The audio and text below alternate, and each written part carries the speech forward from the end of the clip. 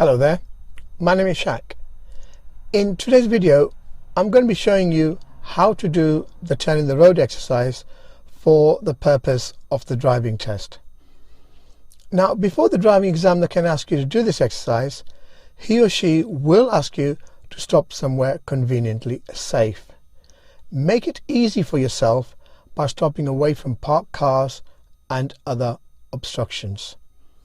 Once you have stopped on the left, assess the road. Most roads in the UK are like this. They've got a slight camber. This is for drainage purposes. So when it rains, the rainwater doesn't stay on the road, it runs down. Later on in the video, I'm going to explain to you the importance this has in the turn in the road exercise. Now, once you've stopped safely, the driving examiner will say the following words to you. I would like you to turn the vehicle around, facing the opposite direction, using both forward and the reverse gears. Please try avoid touching the curb. Treat the driveway as if though it was part of the curb. During this exercise, the driving examiner will be marking you on two things. The first is control of the vehicle, and the second is the observations. So what does this actually mean? Well, control of the vehicle means to turn the car around in the least number of moves possible without hitting the curb. Now, if you were to do this exercise in more than 3 moves, you would not fail the test. However, you would get a minor fault. Also, if you were to touch the curb, and I mean touch and not hit the curb, you would get a minor fault. So, what is the difference between touching and hitting the curb? The answer is a speed.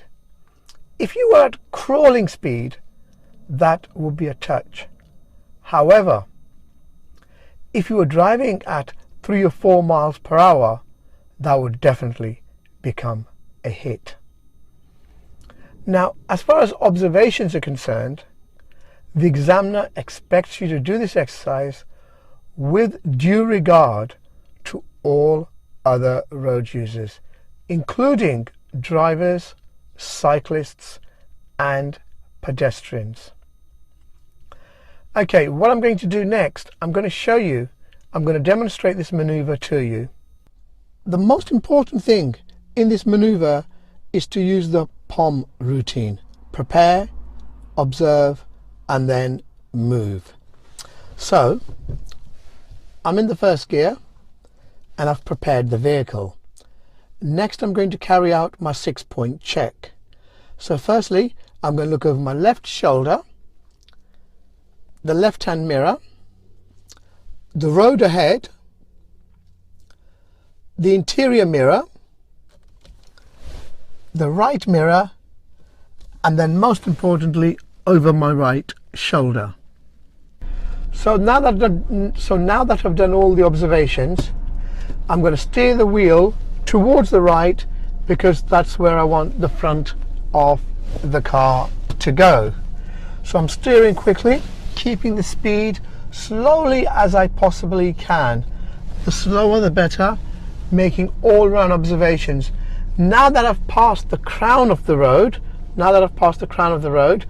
the camber is going to be going down. So as the camber goes down, I'm going to put my clutch down and just let the car roll. And while it's rolling, I'm going to put the clutch down and straighten up the wheels. Some learner drivers find it difficult to judge how far the curb is. As a guideline, the driver's mirror should be just overhanging the curb. There's nothing preventing you from opening a window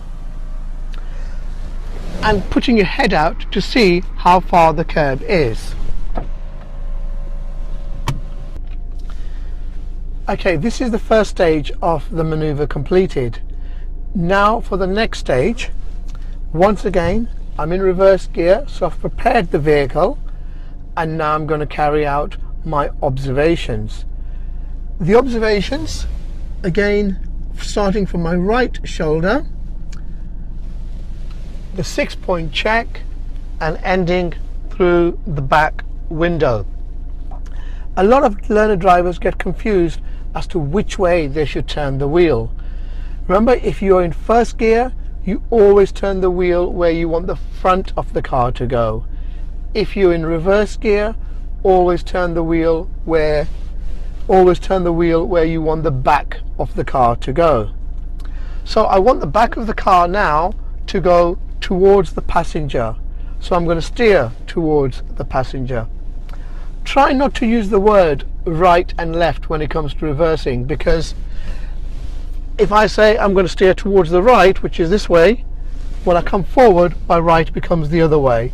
So I'm going to look back and I'm going to steer towards the passenger. So I'm steering quickly, keeping the speed very, very slow. I've passed the crown of the road, so now the camber is going to start pulling me down. I'm going to look over my right shoulder so I can see how far away from the curb, and I'm going to straighten my wheel. As a guideline, I want to be able to see the curb in this corner here. That's the second part of the maneuver done. I'm now going to do the final part. So once again, the POM routine is most important. So make all the observations, prepare the vehicle, bearing in mind that I'm on a camber, so the biting point is very important. You don't want to get too strong a biting point, because otherwise the car's going to shoot forward. Once you've got the biting point, just dip the clutch down just very, very slowly, about thickness of a pound coin, and turn quickly towards the right.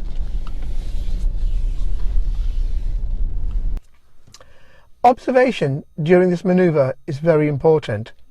In fact, it is more important than the maneuver itself. If you make a mistake with the maneuver, you can usually correct it. However, once you've made a mistake with the observation, it's too late to correct. If during the maneuver you see any movement, pedestrian, cyclists or drivers, you must stop, look at them and reassess the situation. Only proceed if it's safe to do so. I hope you found this video informative. If so, please give it a thumbs up, and if you're not a subscriber, then please consider subscribing. That way you'll get notifications of more videos that we make. Thank you for watching.